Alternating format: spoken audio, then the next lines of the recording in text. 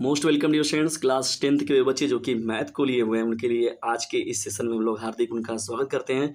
Video में dear students पहली बात तो अंत तक बने रहिएगा, क्योंकि ये जो प्रश्न हैं आप लोग के लिए प्री बोर्ड में भी और बोर्ड एग्जामिनेशन में भी यहाँ से प्रश्न देखने को मिल सकते हैं, और अर्धवार्षिक के लिए तो समझ लीजिए इंपॉर्टेंट है ही। देखिए, अर्धवार्षिक परीक्षा जो 2022 और यहाँ 23 छूट गया है, 23 ले लीजिए, ठीक है। ये इंपॉर्टेंट है आप लोगों का, बहुत ही महत्वपूर्ण मॉडल पेपर जो मैं डिस्कशन करूँगा आप लोग के साथ। देखिए, पेपर का पैटर्न तो पहले पता चलता है, क्योंकि अर्धवार्षिक पेपर इसीलिए कराया जाता है। उसके बाद प्री बोर्ड भी एक बार आपको कराया जाता है। प्री बोर्ड का नंबर कभी कभी जुड़ भी जा रहा है आजकल, तो इसलिए प्री बोर्ड को भी हल्के में मत लीजिए और इस मॉडल पेपर को भी हल्के में मत लीजिएगा, क्योंकि यहाँ से प्रश्न देखने को मिलेंगे आपके एग्जाम में भी। और एक काम और कीजिएगा, वीडियो को स्किप बिल्कुल भी मत कीजिएगा और अपने क्लासमेट पर शेयर जरूर कर दीजिएगा, ठीक है डियर फ्रेंड्स। तो चलिए स्टार्ट करते हैं आज के इस महत्वपूर्ण सेशन को। देखिए, 1 से 20 तक उत्तर OMR शीट पर दें। देखिए, OMR शीट पर देने का मतलब क्या है, 20 प्रश्न तो आपके जो हो गए वो बहुविकल्पी हो गए, बहुविकल्पी। 20 महत्वपूर्ण प्रश्न आपके। देखिए, जैसे हिंदी का एकदम लेटेस्ट जो बात हुआ है उसी पर आपका बात हो रहा है। मैथमेटिक्स का नया पैटर्न याद रखिए, न्यू पैटर्न पर फिर बात हो रही है। क्लास 10th के अर्धवार्षिक के बच्चे जो हैं वो वार्षिक में भी सतर्क हो जाएं कि उनको 20 जो होगा वो OMR शीट पर दिया जाएगा। 20 महत्वपूर्ण जो प्रश्न होंगे 1 से 20 तक वो OMR शीट पर देंगे। मतलब कि कोई भी जो प्रश्न रहेगा उसके 4 विकल्प दिए रहेंगे। जैसे OMR शीट आप किसी कंपटीशन में जाते हैं तो उसमें पहले प्रश्न का ABCD जो ऑप्शन रहता है तो C भरना है, लिखना है, तो उसी प्रकार से आपको यहाँ पर मिलने वाले हैं। तो बिल्कुल से तैयार रहिए, क्योंकि अब आप लोगों को केवल तैयार ही नहीं करना है यूपी बोर्ड में या किसी अदर स्टेट के बोर्ड के लिए नहीं तैयार करना है आप लोग को। अब आपको आपकी जो तैयारी कराई जा रही है वो कंपटीशन लेवल की कराई जा रही है। तो बिल्कुल भी ये जो है नई चीज़ें आ रही हैं तो उसका भी आप लोग स्वागत कीजिए अच्छे से। चलिए स्टार्ट करते हैं आज के इस सेशन को, और फटाक से इसे शेयर भी कर दीजिए अपने क्लासमेट पे। किसी पूर्णांक m के लिए प्रत्येक धनात्मक सम पूर्णांक का रूप क्या होगा। देखिए, सम पूर्णांक की बात हो रही है, धनात्मक सम पूर्णांक की बात होगी। देखिए, m हो गया, m+1 हो गया, 2m+1 हो गया, तो m 2m ही होगा। ये जो होगा विषम हो जाएगा आपका। यहाँ पर भी अगर m का मान चेंज होता रहेगा तो ये भी विषम हो जाएगा। यहाँ 1 2 के लिए सभी मानों के लिए तो होगा नहीं, लेकिन हाँ ये 0 1 2 3 किसी के लिए लगते जाएंगे तो धनात्मक संख्या पूर्णांक के रूप में मिलेगा। हाँ, यहीं पर अगर 2m+2 रहता तो ये भी सही हो जाता। तो OMR शीट पर जो रहेगा पहले का C आपको लिखना होगा। जो पहले का C मिल गया, जैसे OMR शीट तो मैं किसी दिन आप लोग को हल करा दूंगा। OMR शीट अभी कहीं रखाया है इस समय, मैं उसमें भी आप लोग को अच्छे से भर के दिखा दूंगा कि कैसे भरा जाता है इसको। चलिए डिस्टेंस, ये बहुत ही पॉपुलर क्वेश्चन है। क्वेश्चन नंबर 2, निम्नलिखित में से कौन सा एक युग्म सहअभाज्य संख्याओं का एक युग्म है। 14 और 35 है, 18 और 25 है, 31 और 93 है, 32 और क्या है आपका 62 है। तो ये डिस्टेंस देखिए, एक सहअभाज्य संख्याएं का मतलब होता है कि जैसे ये दो नंबर है, किसी एक नंबर से कट रहे हैं कि नहीं कट रहे हैं। किसी एक नंबर से अगर वो दोनों नंबर कट जाएंगे तो उसको कहा जाएगा सहअभाज्य संख्या। वही सहअभाज्य संख्याओं का ये युग्म है। तो आप बताइए, अब चेक करके मैंने ये तो बता दिया आप लोग का इसमें से कौन सा होगा, ठीक ना। अब आप ये बात चेक कर रहे हैं। 7 से 7 दूनी के 14, 7 5 35, 6 से तो इसको काट देंगे लेकिन ये नहीं कटेगा। 3 से तो 3 अगर 31 देखा गया, 31 से ये भी कट गया, 31 से ये भी कट जाएगा, और ये देखा गया 2 से ये भी कट जाएगा, 2 से ये भी कट जाएगा। तो संख्याएं जो देखने को मिल रही है 18 और 25 देखने को मिल रही है। तो आप बताइए कौन सा इसमें राइट आंसर होगा, ठीक है। सहअभाज्य युग्म का जो जोड़ा होगा वो क्या हो जाएगा आपका, जो ऑप्शन नंबर बी है वो करेक्ट हो जाएगा, 18 और 25, ठीक है ना। चलिए हम ही बता देते हैं आप लोग को, ये तो आप लोग कहेंगे कि कितना काम हम लोग को मिल रहा है। तो दोस्तों देख लीजिएगा, यहाँ पर सहअभाज्य संख्याओं का मतलब किसी एक ही संख्या से कटने वाली संख्याएं जो होती हैं, दोनों संख्याएं, तो उसको हम लोग बोलते हैं। तीसरा जो प्रश्न है, a1x + b1y + c1 = 0 और a2x + b2y + c2 = 0 का कोई हल नहीं होने का प्रतिबंध क्या होगा। देखिए, कोई हल जब नहीं होता है, a1/a2 = b1/b2 जब होता है इसको, तो ये तो क्या आता है, जो इसके जो होते हैं वो एक हल होते हैं ना। जब ऐसी बात आती है कंडीशन तो उसको हम लोग कहते हैं एक हल होगा, और ये जब होता है तो इसका कहता है अनंत हल होगा। लेकिन ये जो मिल रहा है हम लोग को बी ना, इसका कोई हल नहीं होता है, ठीक है ना। जो समांतर वाला मिल रहा है कंडीशन हम लोग का, समांतर वाला a1/a2 b1/b2 के बराबर रहेगा, c1 c2 जो होगा वो इक्वल नहीं होगा। सीधा सीधा है आप लोग का पार्टिकुलर क्वेश्चन जो ये है। देखिए, चौथा जो प्रश्न आप लोग का दिया गया है, चौथा ही प्रश्न जो है बहुत ही महत्वपूर्ण है। क्या है, यदि x² + 1/9 = 0 तो x का मान क्या होगा। देखिए, इस प्रश्न में जो है सीधा सीधा आप लोग का क्या हो जाएगा, x² = 1 - 1/। देखिए, ये जो प्रश्न होगा वो x का मान निकालना है, तो सीधा सीधा आप लोग का बन जा रहा है क्वेश्चन। यदि द्विघात समीकरण x² + 2x - p = 0 का एक हल -2 हो तो p का मान क्या होगा। p का मान क्या होगा। देखिए, 0 हो गया, 1 हो गया, 2 हो गया, 3 हो गया, तो इसका एक हल जो है -2 है। तो -2 यहाँ पर रख दीजिए जहाँ जहाँ है, तो यहाँ पर 2 रखे आप। जब 2 यहाँ पर -2 तो 4 हो गया, यहाँ पर -4 हो गया, तो हल हो के तो 0 ही मिल जा रहा है। तो यहाँ पर सीधा सीधा आपका आंसर हो जाएगा 0। तो ये सब आप लोग का देखिए जो OMR शीट पर आप लोग को इसको करना है। जैसे मैंने हिंदी में आप लोग के साथ बात किया और यहाँ पर मैं गणित के साथ ही बात कर रहा हूँ, ठीक है ना डियर स्टूडेंट्स, ध्यान दीजिएगा। छोटे प्रश्न के बिंदु देखिए 3, 4 की y अक्ष से लंबिक दूरी क्या होगी। y अक्ष से देखिए x अक्ष पर क्या होता है, y का मान 0 होता है और y अक्ष पर x का मान 0 होता है। तो यहाँ पर लंबिक दूरी आप लोग को निकालना है, तो सीधा है, ये निकाल सकते हैं इसको हम लोग आसानी से, ठीक है ना। कुछ चीज़ें हैं जो कि पूरा का पूरा सॉल्यूशन बहुत बड़े पैमाने पे इसका तो करना पड़ेगा हम लोग को। अब ब्लैक बोर्ड की ज़रूरत पड़ेगी हम लोग को, तो कोई बात नहीं, हम लोग उस पर भी काम करेंगे अपना। लेकिन फिलहाल में जैसे आप लोग को भी फिलहाल में मैं यहाँ पर मॉडल पेपर आप लोग को दिखा रहा हूँ, लेसन देख लीजिए इसको ध्यान से।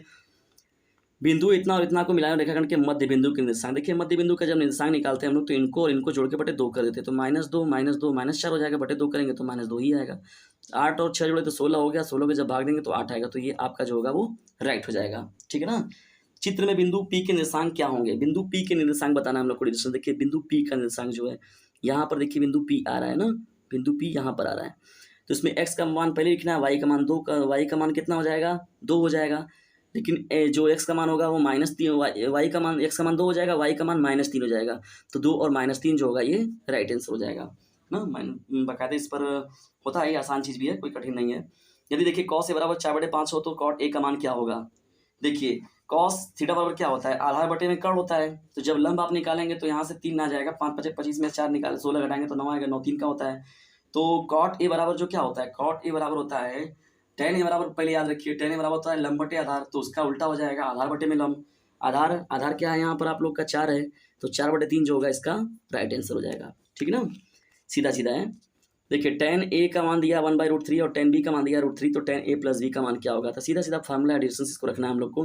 tan a + b का फार्मूला क्या होता है, तो tan a + tan b बटे 1 - tan a into tan b। tan a + b का फार्मूला क्या होता है यहाँ पर, tan a + tan b बटे 1 - tan a into tan b हो जाएगा। देखिए मैं यहीं पर आप लोग को बता दे रहा हूँ, ये तो आप लोग ऊपर मान रख देंगे 1/√3 रख देंगे, ठीक है, 1/√3 रख देंगे ऊपर, और यहाँ +√3 यहाँ पर भी रख देंगे। लेकिन बटे नीचे आइए, 1 माइनस जब आप करेंगे 1/√3 हो गया, और इंटू क्या हो जाएगा, √3 हो गया, तो √3 से √3 कट जाएगा, 1 - 1 घट गया, तो बटे में 0 आ गया। किसी के डिवीजन में जब न्यूमरेटर बटे डिनोमिनेटर मतलब अंश बटे हर, जब हर का मान 0 हो जाता है तो उसका मान क्या होता है, इनडिटरमिनेट हो जाता है, इनफाइनाइट हो जाता है। यानी दिया गया जो संख्या 10 नंबर वाला सवाल था, इसका डी जो ऑप्शन होगा वो करेक्ट हो जाएगा। tan 90 का मान देखिए बताना है आप लोग को, tan 90 का मान, तो tan 90 का मान जो होता है वो क्या हो जाता है, tan 0 का मान 0 हो जाता है, लेकिन tan 90 का मान जो होता है वो इनफाइनाइट हो जाता है, क्योंकि sin 0 बटे cos 0 होता है, sin 90 बटे cos 90 हो जाएगा, यहाँ इनफाइनाइट हो जाएगा, क्योंकि 1/0 ना, 1/0 तो इनफाइनाइट हो जाएगा। द्विघात समीकरण के मूल बराबर कब होंगे, जब d इक्वल टू क्या हो जाता है, 0 हो जाता है। मूल क्या होते हैं, बराबर हो जाएंगे उस केस में ना, ये जो आपका ऑप्शन होगा वो सही हो जाएगा। देखिए यदि sin theta equal to cos theta, तो थीटा का मान क्या होगा, साइन को बगल में इधर लेते हैं हम लोग अगर, तो यहाँ पर क्या हो जाएगा, देखिए साइन बटे में क्या होगा, साइन बटे में cos हो जाएगा, साइन थीटा बटे में cos, इधर 1 बचेगा, ये हो जाता है क्या, tan थीटा हो जाएगा। tan theta equal to 1, tan theta कितने का मान 1 होता है, 45 का, तो थीटा का मान कितना आ जाएगा, 45 अंश। तो यहाँ पर जो होगा सी ऑप्शन आपका करेक्ट हो जाएगा ना। त्रिभुज का देखिए केंद्र माध्यिका के विगत अनुपात में विभाजित कीजिए। यहाँ पर ये प्रश्न बहुत ही महत्वपूर्ण है। 1:2 के रूप में होता है, 2:3 के अनुपात में, जिस भी रूप में होता है के रूप में। शांत दशमलव में देखिए हर अभाज्य में गुणनखंड क्या होता है, 2/5 × 2/n के रूप में होता है, मल्टीप्लाई के रूप में ना। tan 72 बटे cot 18 हो गया, तो 90 - 18 कर देंगे तो cot हो जाएगा, ऊपर कट जाएगा तो क्या होगा, ये 1 के इक्वल हो जाएगा। ये वाला ऑप्शन आपका जो होगा वो करेक्ट हो जाएगा। तो देख लीजिए यहाँ पर ध्यान से, इसको आप लोग को OMR पर भरना है, तब पर करते रहिए और OMR पर भरते रहिए। द्विघात बहुपद x का 18x + 81 के दोनों शून्य क्या होंगे। देखिए x² + 9x + 9x + 81 हो गया ना, 9 9 81, तो x बराबर जब निकालेंगे तो -9 मिलेगा और -9 मिलेगा ना। दोनों देखिए धनात्मक ऋणात्मक a और b दोनों होंगे, धनात्मक ऋणात्मक तो मिल रहा है, यहाँ पर -9 भी है, और यहाँ पर क्या हो रहा है, समान हो रहा है, दोनों समान ही मिल रहा है हम लोग को, -9 ना, दोनों का सेम ही मान मिल रहा है। तो ये बात जो होगा, दोनों समान मान मिल रहे हैं, ये बात सही हो जाएगी। पूर्णतः विभाजित होता है तो p का मान ज्ञात कीजिए। देखिए x-1 जो है, इसको इस x-1 तो x-1 का मान मतलब 1 ले जाके इसमें रख दीजिए, पुट कर दीजिए। जब 1 रखेंगे इसमें तो बराबर जगह 0 कर दीजिए, तो 1 4 4 कितना हो जाएगा, 5 यहाँ पर 1 हो जाएगा, -p, तो 5 में से 6 निकल गया, -1 बचा 1 हो जाएगा। तो यहाँ पर 1 जो होगा इस सवाल का देख लीजिएगा, यहाँ 1 हो गया, 4 1 कम 4 हो गया, माइनस क्या हो जाएगा, केवल p हो जाएगा, और -6 हो गया, इक्वल टू 0 हो गया। अब 6 में से 4 1 5 हो गया। अब माइनस पी इक्वल टू हो गया 6 में से निकला तो ये बच्चा तुम्हारा आपका बच्चा कितना 5 में से 6 का -1 इधर जाएगा +1 हो जाएगा। पी का मान आ गया -1, ठीक है, इसीलिए देखिए -1 यहाँ पर करेक्ट हो जाएगा। समांतर श्रेणी 3 1 -1 -3 का अगला पद क्या होगा? देखिए इसका मतलब 1 2 3 4 दिया गया, पांचवा पद पूछ रहा है। तो पहला पद यह है 3 और 1 है, तो टी एन का मान क्या होता है? फार्मूले से फार्मूला देखिए सीधा सीधा फार्मूला है। फार्मूला क्या होता है? T N is equal to होता है a + n-1 d होता है ना। इस फार्मूले पे ले जाके आप लोग को हल कर देना है, तुरंत आंसर जो होगा इसका आ जाएगा ना। एक में से अगर 2 घटाएं तो 2 2 का आ रहा है, तो ये -5 हो जाएगा, आंसर हो जाएगा। देखिए यदि किसी समांतर श्रेणी का नवा पद ये दिया है तब इसका सर्वांतर क्या होगा? तो n बराबर 1 रख लीजिए, 2 रख लीजिए, तो पहला पद निकल गया। जैसे 5 एकम 5 3 8 हो गया, 8 हो गया। अब यहाँ जब 2 रखेंगे तो 3 दूनी के 6, 6 5 क्या हो जाएगा? 11 हो जाएगा। फिर यहाँ 3 रख लीजिए एक बार, तो 5 हो गया, और 5 हो गया, 3 3 के 9, 9 5 कितना हो गया? 14 हो गया। तो 11 में से 8 जाए कितना बचा? 3, 14 में से यार 3 हो गया, तो इसका मतलब यहाँ पर जो सर्वांतर 3 हो जाएगा। तो इस तरीके से डियर स्टूडेंट्स जो आप लोगों का 20 प्रश्न जो होंगे आप लोग के, ये जो क्या हो रहे हैं इस पर, ये जो OMR शीट पर भरे जाएंगे, ये एकदम आसान है और बहुत आसान कर दिया है। आप लोग को टॉपर बनने का मौका दे रहा है अच्छा, और आप लोग को बहुत बेहतर परसेंटेज पाने का यह मौका दे रहा है। तो भरपूर लाभ उठाइए डियर स्टूडेंट्स, इसका भरपूर लाभ एकदम उठाइए। 20 प्रश्नों में एक को गलत नहीं होना चाहिए, एकदम सॉलिड नंबर देता है ये, और बहुत सरल कर दिया है आप लोग का पेपर भी, अब आसान कर दिया है, बहुत जल्दी आप लोग पेपर कर लेंगे, ठीक है। और जो भी छोटा बड़ा रहेगा कमेंट बॉक्स में जाइए, बताइए, लाइक शेयर करते रहिए आप लोग गपागप। जो काम अपना है इधर, जो मेरे हक में मैं वो कर रहा हूँ, जो आपके हक में उतना आप भी करते रहिए, ताकि आप लोग के लिए और भी बेहतर वर्क किया जा सके। खंड ख की ओर हम लोग पढ़ रहे हैं। देखिए सही प्रश्न अनिवार्य है, प्रत्येक प्रश्न 2 अंक का है। देखिए यूक्लिड डिवीजन एल्गोरिथम से वजह से निकालना है 180 का और 130 और 280 का निकालना है डिविजन्स, ठीक है। 130 और 280 का यूक्लिड विभाजन एल्गोरिथम को मैंने बहुत अच्छे से पढ़ाया है। जाइए आप लोग प्लेलिस्ट देखिए, मैथ का जो प्लेलिस्ट मैंने बना रखा है उसमें मैंने बकायदा बताया है डिविजन्स यूक्लिड डिवीजन एल्गोरिथम को बहुत अच्छे से। तो मैं यहाँ पर इसको नहीं बताऊंगा क्योंकि सेशन भी लंबा हो रहा है धीरे धीरे हम लोग का, और डिस्कशन तो पेपर आपका देख ही रहे हैं। देखिए सिद्ध कीजिए 2 + √3 का परिमेय संख्या, ये भी बहुत इंपॉर्टेंट है। सीधा सीधा प्रश्न है, बहुत ही आसान है, तुम आसानी से लिख सकते हैं इसको। कि लिए किन मानों के लिए रखिए उनका जो होगा ये अनंत हल होंगे, तो इसका अनंत हल के का जो प्रमेय रहेगा डिविजन्स a1/a2 = b1/b2 = c1/c2 वाले कंडीशन पर बात होगी इसमें, ठीक है ना। मैं ये बता रहा हूँ, आप लोग हल कीजिएगा। समीकरण देखिए मूल ज्ञात कीजिए, बहुत ही आसान है, किसी भी तरीके से कर लीजिए। 3 3 2 2 3 कितने मेथड आप जान रहे हैं, सीधा 4 को जान रहे हैं, इसको पूर्ण वर्ग बना के जान रहे हैं, इसको गुणनखंड फैक्टराइजेशन मेथड से जान रहे हैं, करिए। मूलों की प्रकृति देखिए बताना है हम लोग को ना, d² - 4ac b² - 4ac वाले से बताना है हम लोग को मूलों की प्रकृति क्या होगा इसका। बिंदुओं के बीच की दूरी का फॉर्मूला क्या होता है? रूट के अंदर जो हम लोग निकालते हैं, रूट के अंदर क्या होता है? x1 - x2 का whole square plus y1 - y2 का होल स्क्वायर। इसी बेस पर देखिए बिंदु इतना और इतने बीच की दूरी एकदम आसान। x1 ये हो गया 5 और x2 कितना हो गया? -12, और y 0 हो गया, 0 हो गया, एकदम झंडू है। 5 में से -12 किए कितना हो गया? 144 और 5 5 का स्क्वायर 25 हो गया। 144 को 5 में जोड़वा तो कितना हो जाएगी? ये हो जाएगा 12, जब जोड़ेंगे यहाँ पर हम लोग तो लेना यहीं पर 5 हो गया माइनस, तो 12 + 5 हो गया, तो ये हो जाएगा 17, 17 का ये 17 ही सीधा सीधा क्या हो जाएगा? बीच की दूरी आ गई, ठीक है। ये देखिए जो ग प्रश्न दिया गया है यहाँ पर, ये मान वाला रखने वाला भी है, ये भी एकदम सीधा सीधा ही है, कुछ भी कठिन नहीं पड़ रहे हैं, ये तो इससे कट जाएगा और इन सब मान भी खत्म हो जाएंगे ससोलिए एकदम। देखिए त्रिकोणमिति बहुत इंपॉर्टेंट है, क्योंकि त्रिकोणमिति का कम से कम 70 नंबर के पेपर में 15-20 नंबर तो समझिए त्रिकोणमिति ही चाप देता है। तो नहीं सभी आप सीरियस रहेंगे तो हम टॉपर बन जाएंगे ग। और डीजे से चैनल से स्टडी करेंगे तो एकदम कंफर्म टॉपर बनेंगे, क्योंकि हर विषय का आप लोग का मोस्ट इंपॉर्टेंट जो होता है वो मिलता रहेगा, और जो मोस्ट इंपॉर्टेंट होता है उन पर विशेष काम होता है, ठीक है डिस्टेंस। और आप लोग को जो भी चीज़ें हैं थोड़ा सा एक काम जरूर करिए, चैनल के ग्रुप में से शेयर जरूर कीजिए। सही प्रश्न अनिवार्य है, देखिए ये भी बहुत इंपॉर्टेंट है। sin 3a लिखा गया है इक्वल टू cos a - 26 लिखा हुआ है। 3 1 जो है वो न्यून कोड है, तो 90 - 3a कर दीजिए इसको। जब कह रहा है यहाँ न्यून कोड है तो न्यून कोड का मतलब 90 से नीचे होना चाहिए, तो लिख दीजिए sin 90, इसको बनाएंगे तो cos क्या हो जाएगा? cos 90 - 3a, तभी तो sin 3a होगा। और दोनों तरफ से cos को उड़ा दीजिए, अब सरल कर दीजिए, a को की तरफ लिया गया तुरंत काना हो जाए, a का तुरंत आंसर आएगा, तुरंत आएगा, गप से नहीं, ठीक है। अगर करत ना चाहते हो तो लोग देख लाती से यहाँ पर sin 3a = क्या लिखा है? cos a - 26 लिखा है। अब देखिए इसको क्या लिख सकते हैं आप? cos 90 - 3a लिख सकते हैं कि नहीं? cos a - 26 हो गया, एक ही से गायब कर दा। अब देखा 90 जो हो गया इधर ले लिया इनके, 90 में से तू क्या करा? 26 के घटा दा, और 3 1 कितना हो जाए? 4 एतवार होगा। 90 में से 26 घटा हुआ कितना बचल? 10 में से 6 गल 4 बचल, यहाँ पर बचल 8 में से 2 गल त्वार 6 64 हो गया। अब देखा 64 बराबर हो गया 4a, जब a बराबर निकलबा तो 64 बटे कितना हो गया? 4 काट दे के 4 दूनी 4 एकम 4 4 एकम 4 और 4 6 24 16 आ गया। ठीक है। तो ए का मान देखिए कितना आसानी से आप निकाल लेंगे, ठीक है ना। तो कुछ भी कठिन नहीं है डियर, बहुत ही आसान है। ये देखिए आसान है, त्रिकोणमिति का महत्वपूर्ण क्वेश्चन था ये। देखिए चौथा प्रश्न है, बहुत ही इंपॉर्टेंट ये भी है। क्या है, sin 3a is equal to लिखा गया उस समान श्रेणी का 31वां पद ज्ञात कीजिए जिसका 11वां पद 18 और 16वां पद 73 है। बहुत ही इंपॉर्टेंट है ये प्रश्न, बहुत ही इंपॉर्टेंट है, बहुत ही इंपॉर्टेंट है। और इसको थोड़ा सा अगर आप करना चाहेंगे तो कैसे करेंगे बताइए। चलिए मैं यहीं पर आपको करा दे रहा हूँ, इसको कर लीजिए। अब छोड़ ही दे, लेकिन देख के बाद क्वेश्चन करा ही दिया जाए आप लोग के लिए। 11वां पद देखिए क्या है, तो 11वां पद को क्या लिखते हैं, a प्लस कितना d, 10d लिखेंगे इसको। 11वां पद के लिए घटा के लिखते हैं ना, 38 हो जाएगा। और यहाँ क्या है, 16वां पद है।